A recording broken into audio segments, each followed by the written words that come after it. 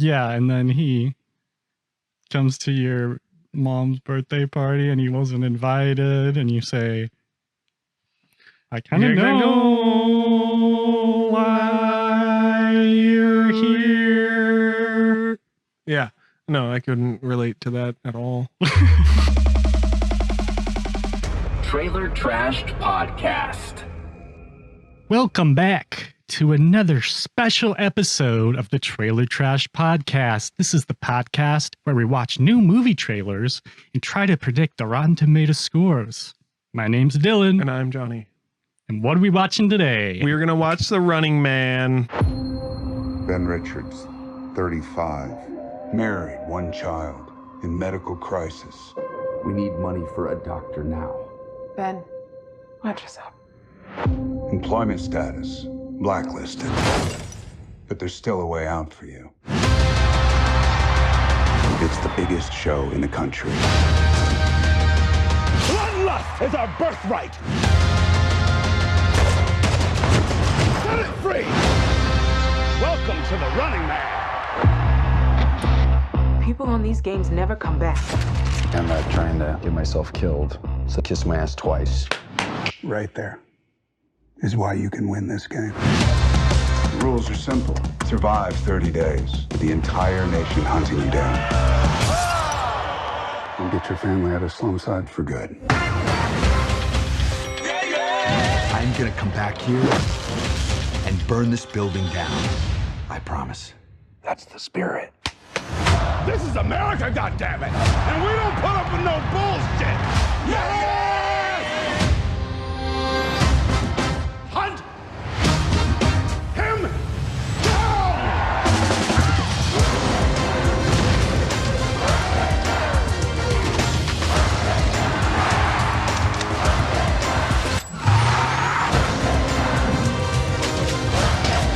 Stop filming me! Have you ever wondered if this game is rigged? Guess we'll find out.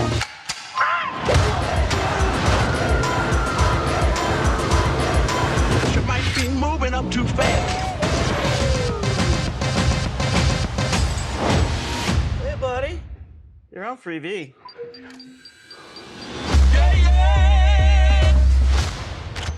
You better run! I got a grenade! Back at you.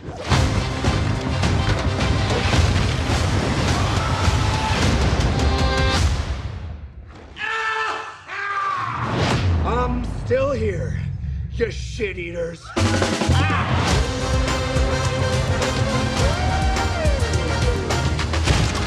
Hey, big boys!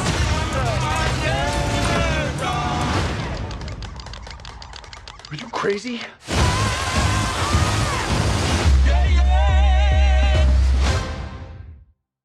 Well, what did you think? I think it looks okay. I mean, it's just got it's lacking in personality to me. How so? The main character is just that replaceable guy that just could be any guy. Nothing interesting about him. Nothing to make him stand out. He literally could be any actor or any character, really. He's just a regular guy. It's like he's got just a normal money problem. That's like, oh, his family has medical bills or something. Do you think like having an everyman would just make it like more relatable then? So you could imagine yourself as that character going through that? Totally. I do think that. And I do think that the supporting characters are used to kind of fill in. Like you see Michael Cera at one point, and it's like they obviously developed an actual character for him. He's got some kind of technical prowess. Maybe he's kind of conspiratorial, like doomsday type of guy. He's got like things prepped, or he's a weapons expert. Like, I don't exactly know, but I think they're trying to fill in some things, but I'm not getting strong character vibes from Josh Brolin. He He seems like your prototypical bad guy in this. Maybe not in a bad way, but he's not filling in kind of our need for personality in this movie.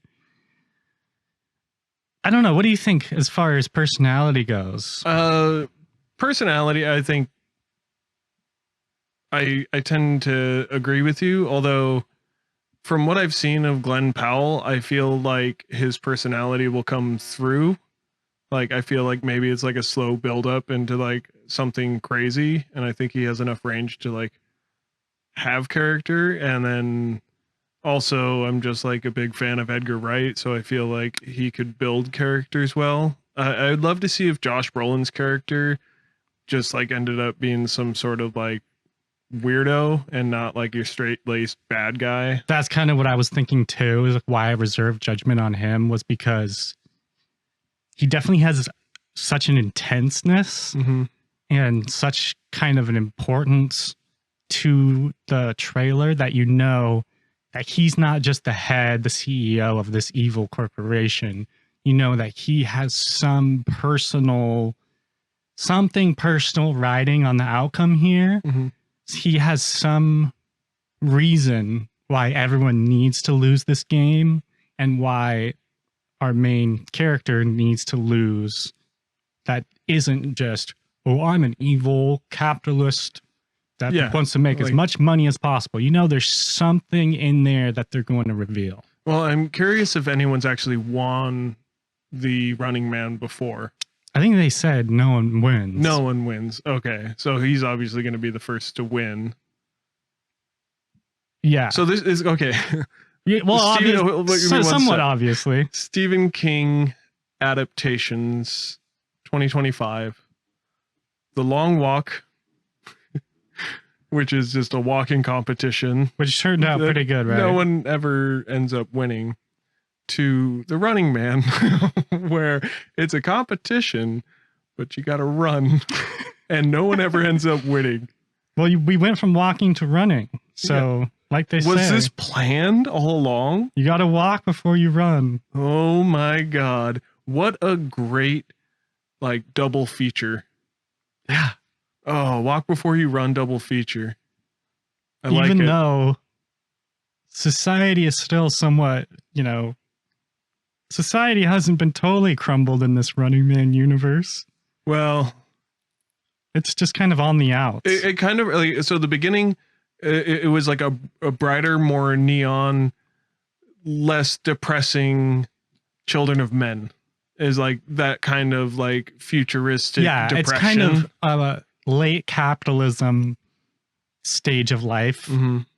Like kind of the stage that we're in now, right before the breadlines start forming. Yeah. So, which may happen 25 years from now, or maybe like a month from now.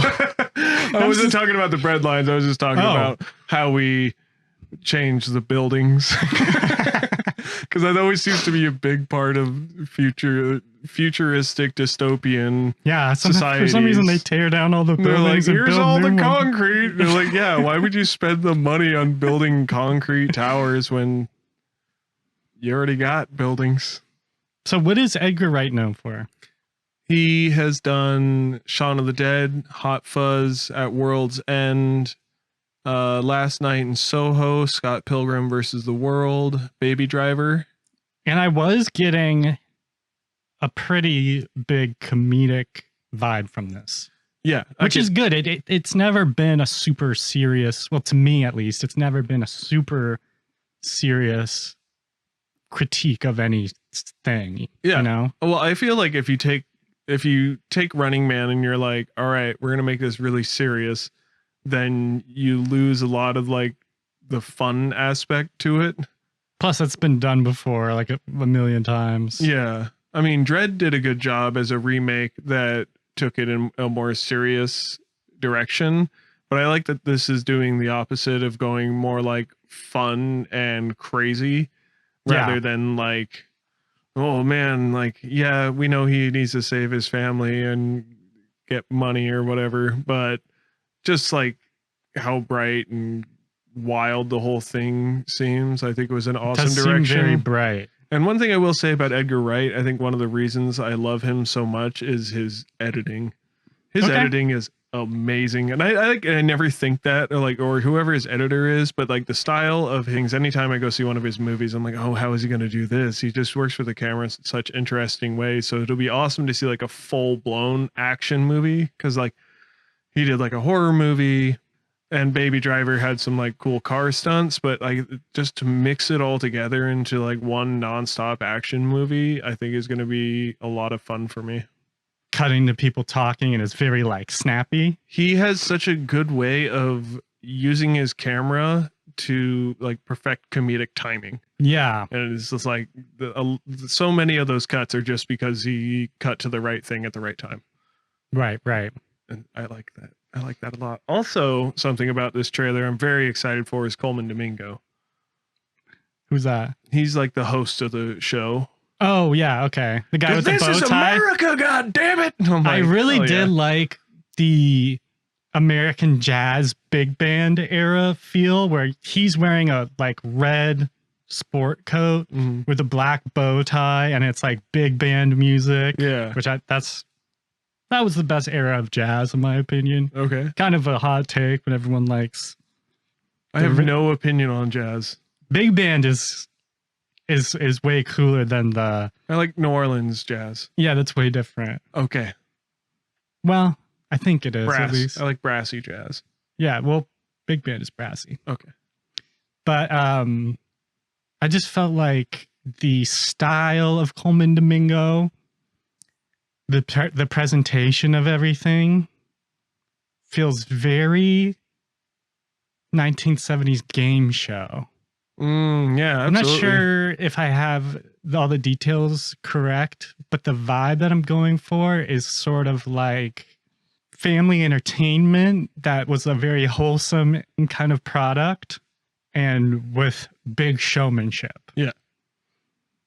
So I like that about it. I just think 30 days is so unrealistically long. I think that's the whole point. Yeah, Right? maybe. Like, because no one's ever going to live 30 days if everyone in the world is hunting you. Like, what would your plan be? Well, I was just going to ask, what's your strategy? Yeah, well, I already know. I wouldn't even have a plan. If it was 24 hours, I think a lot more people would win, but it would make more sense. Because nowadays... I would hide. I mean, you have to go into hiding. I don't know what the hell he's doing. I know, he's just like he's just like on the subway, and he's like, oh shit, they found me. Like he never again. had an opportunity to get away to where he could just hide for a bit. Well, Best how many people have somewhere they could go and stay for a long period of time where you wouldn't be seen, and it's not like one of your relatives or well-known friends' places? Nobody really has that. Where would you go? My first thought would be the cemetery, and you find one of those big concrete graves. Tombs? Yes. I would live in a tomb. You get in there, you gotta the first couple or the first day or two, you're trying to lose people and you're trying to get a bunch of supplies and stuff. So that's going to be dangerous. But if you can last those couple days and get into the tomb and just slide that big old rock, or I don't know if they have doors. It's like a mausoleum, I think is what you're describing. Well, it's just it's not very big. It's like a tiny home for dead people. Mausoleum would be better. Dude, speaking of tiny homes for dead people, there was this time I went to a lot of graveyards in my early 20s, just for fun to go check it out. And it seems to be a popular thing in early 20s. So there's a couple different graveyards I went to that kind of just blew my mind. First of all, one of them was segregated. Yikes. Yeah. I didn't even know that was a thing. I had no idea either, but it was just like Polish over here, and it just all of them. I thought you were gonna say Japanese. Well, I was like, it was just how many Polish and Japanese people are in the same cemetery? It was just an example, but it was a completely segregated cemetery, and it kind of blew my mind. I had never seen anything like that. Now back Like to in a bad way, or like the people were like, it made me feel weird. it would make sense if a family owned a certain plot, because then it's like everyone in their family is Polish. Maybe it wasn't segregated. Maybe I was just like, but it'd be funny if they were like, the Polish people said, we don't want anyone else in our section. Yeah. But speaking of Polacks, that's what it said. I think it's okay to say that if you're That's white. what the sign said. I am The pretty sign sure said it was okay to say it? we need to go to this place. All like, right? what are you... The sign said it's okay to say it. My dad told me. It doesn't say it. It just says... From my memory. All right. We're going that I'm... I think it's okay to say racial slurs if you're white. About other whites, because... What are the rules for other people? They all say their own. I mean, why can't we say our own? We have some of the best. Yeah, go ahead. No, don't. WAP. That's a great one. Yeah. We should be able to say this. It's funny. Okay, moving on. Okay, but there... I went to this other graveyard and they had Babyland. Was it called this? It was the graveyard itself was not called Babyland, but there was a section in the graveyard, big concrete pew, Babyland. It actually said Babyland? It said Babyland. What is going on at this cemetery? Don't know. These are two separate cemeteries, but they're like... I mean, it is normal to... They're in towns next to each other. So they were rubbing off on each... Everyone's going to come and check out our graveyard. You can name it anything else. Do you think that there's just like two families who own graveyards in towns next to each other, and they're like, I'm gonna one up you here. But yeah, Jesus, I can't believe they had a sign that said Polacks. Yeah, and then the other one's like, now I think it definitely was a racist thing. I'm gonna look this up, like for sure. But from my memory, it's always stuck with me. Not the baby thing probably wasn't prejudice. I think that's kind of normal. And to get back to my point, what talking about? I would hide in a graveyard. That's a good idea. I think you'd not last very long because of the zombies. Yeah. Oh. The zombies would want the money too. That's a good point. I got the impression that they do it like one at a time. He was just like on the sidelines. He's like, you want to play the game? It's going on right now. Let's watch. And then they're like, this guy wants to play it. Get him on the show. And it's like live audiences there. They're watching it. And they bring this other guy on. Yeah. Also, he gets to like kind of be groomed for it. They're like, you really want to do this? Check out what's happening. This guy just falls from a 12-story building. Fuck, I forgot what I was going to say. I was getting sort of a Ryan Reynolds type of vibe where they're like, oh, we got this Mark with a mouth type of guy. Where, I could totally even though see that was a thing before Deadpool. Yeah. Before he did Deadpool, I was... Fast talking. Yeah, fast talking guy, which is not... I'm not going to knock it. It fits with the vibe. It fits with the aesthetic of kind of bright colors, neon lights, big showmanship. Movie doesn't take itself super seriously.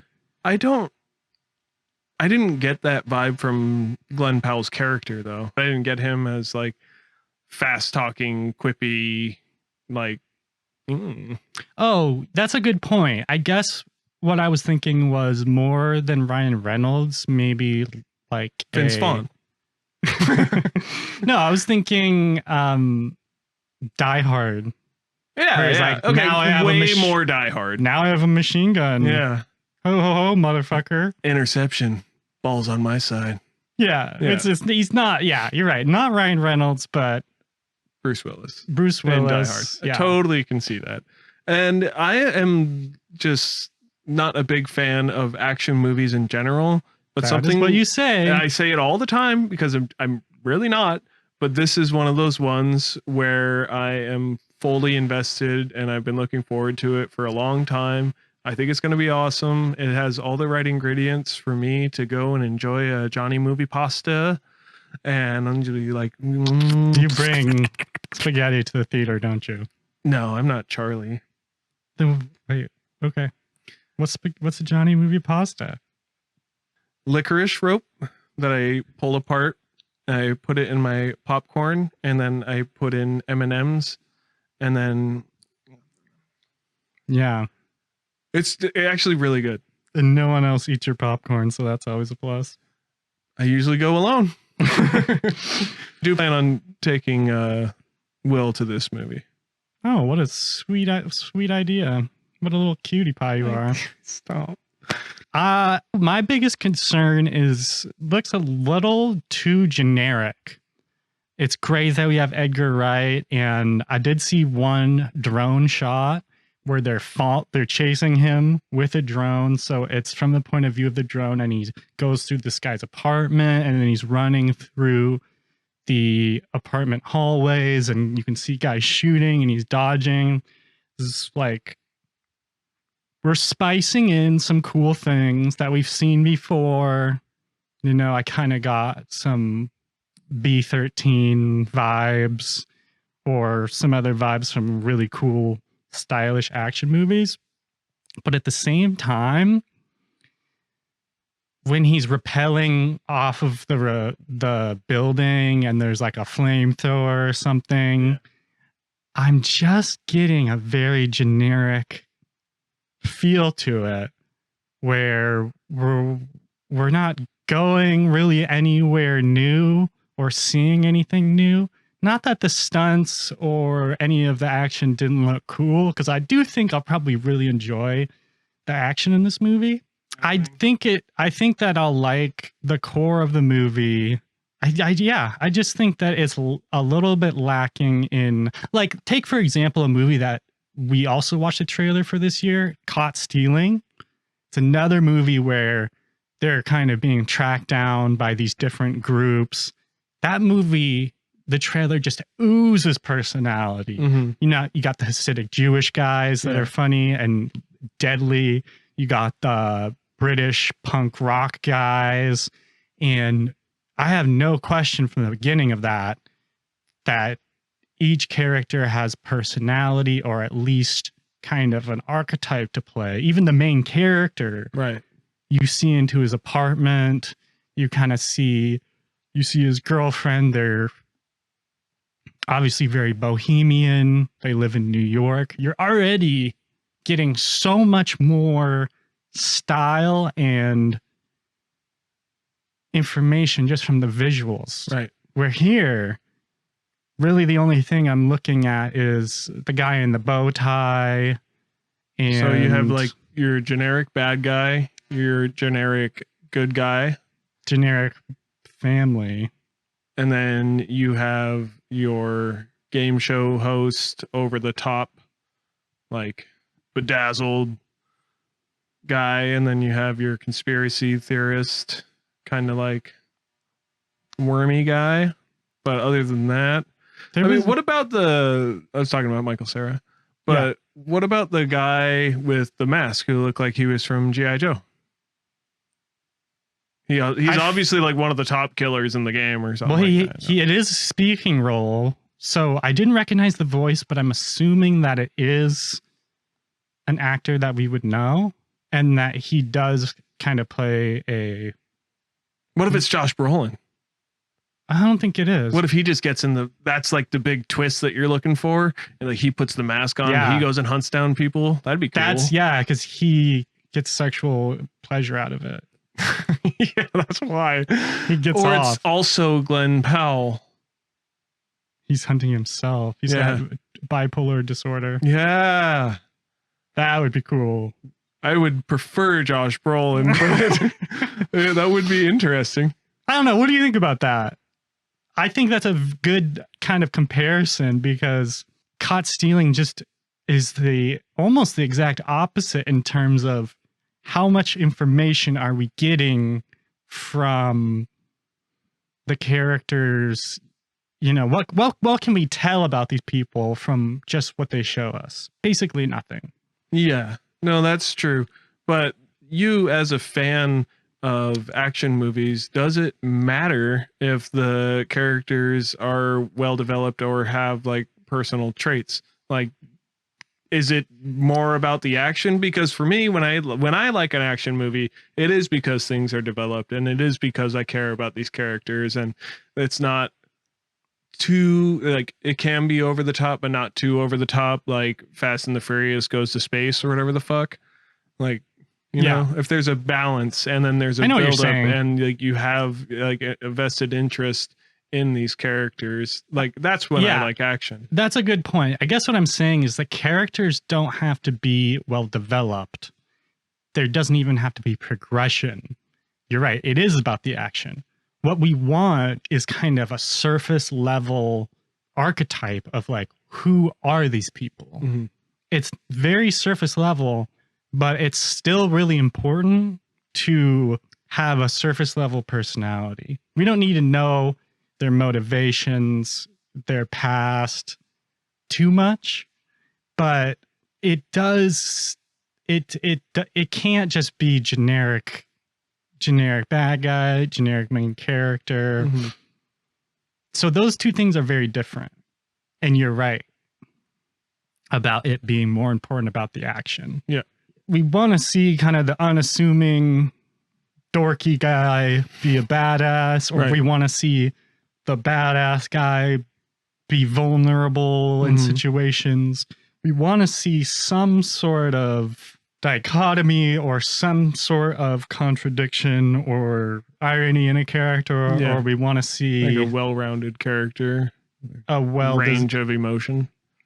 Yeah, just we want to see him as something we recognize. Sure. The nerd that kicks people's ass. We recognize that as something. Or the nerd who sleeps with your girlfriend. Yeah. In Star Wars, in a Darth Vader mask. Yeah, and then he comes to your mom's birthday party and he wasn't invited, and you say, I kind of know why you're here. Yeah. No, I couldn't relate to that at all. All right. Well, he just comes to family functions. Yeah. And it's like, how did you even know we were having a party? Yeah. No one invited you. Yeah. Then you find out that your sister's inviting him. Yeah. And your mom actually approves it. She approves of Dwayne coming over. Yeah. Dwayne, Big Money D, as they call him. Why would they call a nerd Big Money D? Because of he's got a big dick. Well, I was hoping you'd go a different direction with that, but no, sometimes the most obvious answer is the truth. Occam's razor. Yeah, Occam's razor. All right, you ready to trash a trailer this? Oh, you already know what this is going to be. Oh, yeah, dude. I'm ready. Just say, no. You know what it's going to be. What I think it is. Oh. Go ahead. You going with a Slim Treasure? Yeah. Okay. Slim Treasure, brother. Treasure. Treasure, brother. Brother. Okay. Slim Treasure, brother. Treasure. Because I do think, I do think that Edgar Wright is going to have some ways to make this slightly more interesting than it should be. I think it is going to have style, but visually, I think we're missing out. So I will give this a 67. I still am going to want to go see this. Yeah. As always, when I'm biased all the way. This is going to be an 83. Okay. You don't think I harped on it too much? No, I think you had a lot of good points. I trust the creative team and the actors to give me more than what we were shown in the trailer. Yeah, you are a very trusting person. Well, it's that like comes out on this podcast, and I think it's a good quality. Don't get me wrong, but you are trusting of people. Once I've been shown like 5 or 6 different projects, and I'm like, I liked all these projects for the most part, then it's not too hard to trust. Yeah. But even so, sometimes I'll see a project from, you know, someone that I've liked most of their work, and then I'm like, I don't know. Here's my question for you. What is this movie's identity? Answer that. Try to answer that. What is the identity of this movie? Because that's what I'm struggling with. Action comedy. That's the genre, but yeah, I'm saying, I know, but like that for me, that is what the identity of the movie is. Where yeah, it's that's like, fair.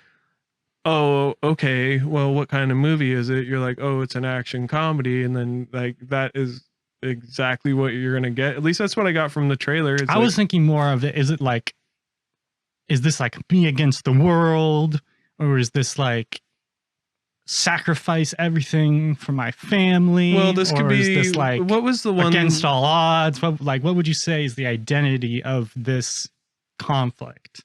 It kind of reminds me of like what we talked about when we did the Good Fortune trailer. Yeah, and it was like class, whatchamacallit? Class critique. Critique. It feels like that, kind of like a Hunger Games thing. Sure. So he's not just like, maybe in his head he is just doing this for himself and for his family, but it ends up being for, you know, everyone who relates to him and is like lower class and man of the people. And he's like, he thinks he's just doing it for himself, but it ends up he's doing it for everyone, and it's another class critique. And I feel like you had mentioned before that is positive, or not positive, it's popular. Yeah, I actually like that answer. I think that he goes into it selfish. He kind of becomes a folk hero as the movie progresses. Right. Where at first people want him to get caught, but then he starts doing so well. He makes it a few weeks. They start cheering for him. They start cheering for him. He starts to become a local folk hero. Helping him. Yeah, he starts to become a folk hero because he starts to become an image of hope for these disenfranchised people. Right. Yeah. That is a good identity. Yeah. That's kind of cool. Dude, nailed it. Yeah. Fucking nailed it. Okay. All right. Well, that is The Running Man. The Running Man coming out November 7th. Check it out. Let us know what you think. Check out the trailer. Let us know your opinions. And don't forget to follow on Spotify and subscribe on YouTube. Really helps us out. Bam, bam. Help us out. Bye. Bye. Thanks for listening to another episode of the Trailer Trash Podcast. My name is Jonny. And I'm Dylan. Tune in every Friday and catch what's coming out in theaters near you. And remember, stay trashy. You just got trash, and that's a wrap.